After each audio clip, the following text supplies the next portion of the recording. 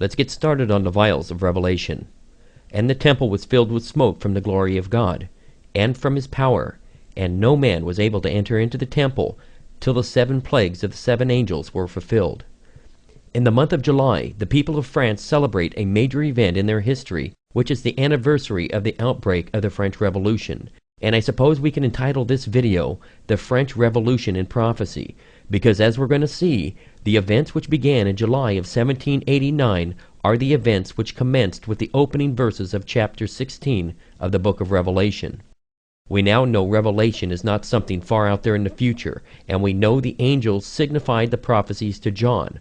The angel gave it to him in symbolic form and language, and John was told, "You are going to see things which will shortly come to pass." So the book of Revelation is a continuous historical review of God's dealings with Israel, with the church, and with the nations of the heathen Babylonish world order. Once again, when I refer to the church, I mean the true Christian church as taught through scriptures, and not the Roman Catholic Church institution. And so on the 14th day of July, 1789, when a Paris mob stormed the Bastille in France, they unleashed a revolutionary spirit which has not been contained to this day. It did not cease in France, but it continued right up through the 19th and 20th century Europe.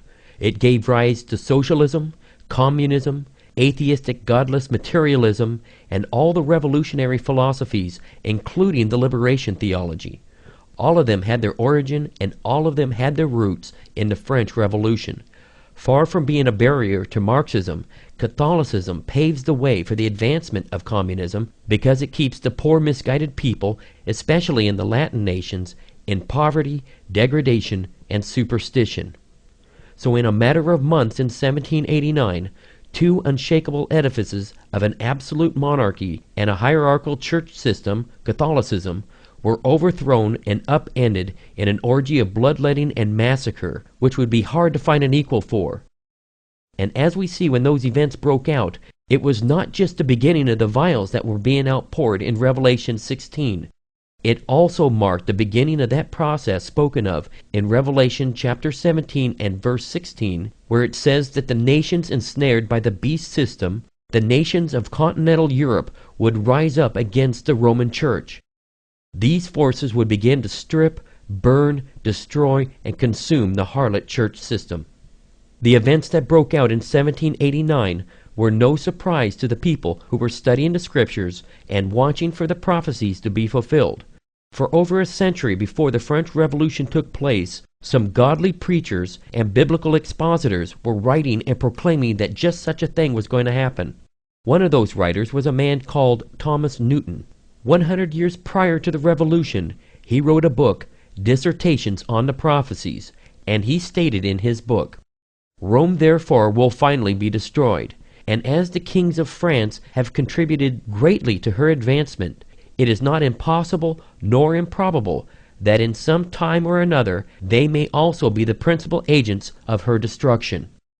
Robert Fleming, who was the Presbyterian minister of the Scotch Church in Rotterdam, also wrote a book called A Discourse on the Rise and Fall of the Papacy.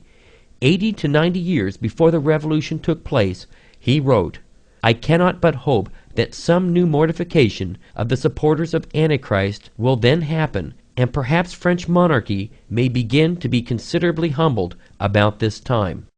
What about the vials? The vials are poured on the followers of the beast system. They are the final judgments of God. If we look back at Revelation 15 verse 1, the apostle records, "And I saw another sign in heaven, great and marvelous, 7 angels having 7 last plagues, for in them is filled up the wrath of God." These plagues are the last plagues, and there's not a whole lot more to come. It is coming to an end very shortly, and what began in 1789 is approaching its climax today. We are now the privileged people who live in the era of the 6th and 7th vial, and I believe we are the people who will live to see great Babylon fall. We are the people who will live to see the smoke of her burning and shout, "Alleluia." We are the people that will see Jesus Christ reigning on David's royal throne and the whole Babylonish order consumed. We will see the new kingdom on earth rising upon the ashes of that old system, which he will have completely destroyed with the brightness of his coming. And then shall the wicked be revealed, whom the Lord shall consume with the spirit of his mouth, and shall destroy with the brightness of his coming. Now let's look at the vials, and specifically the noisome and grievous sore, in some greater detail. And I heard a great voice out of the temple saying to the 7 angels, Go your ways, and pour out the vials of wrath of God upon the earth.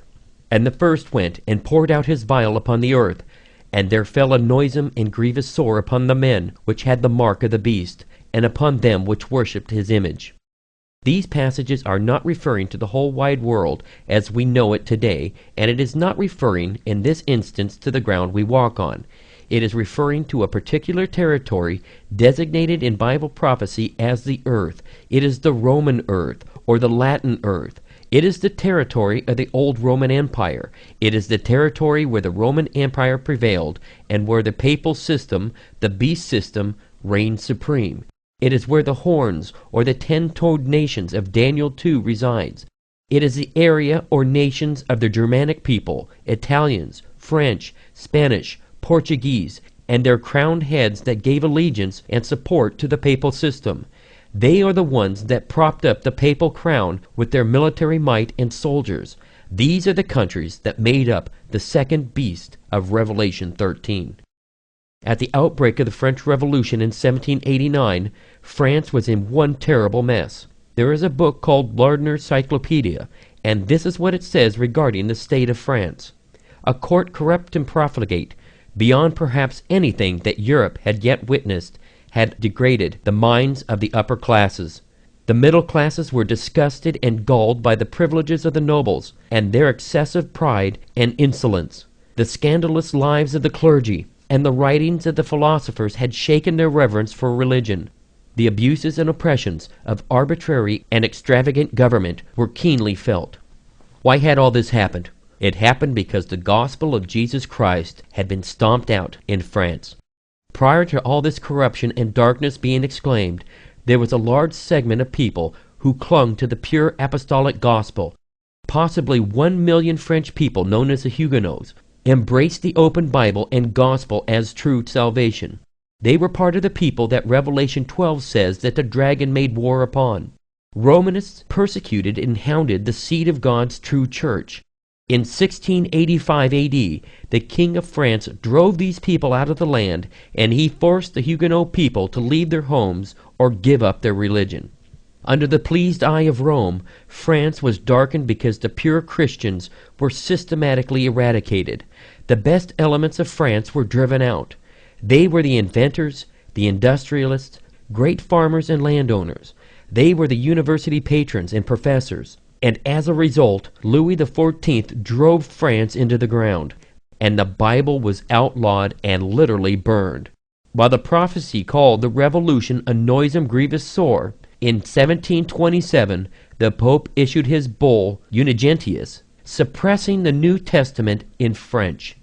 It is unbelievable what the Roman Church called the Word of God.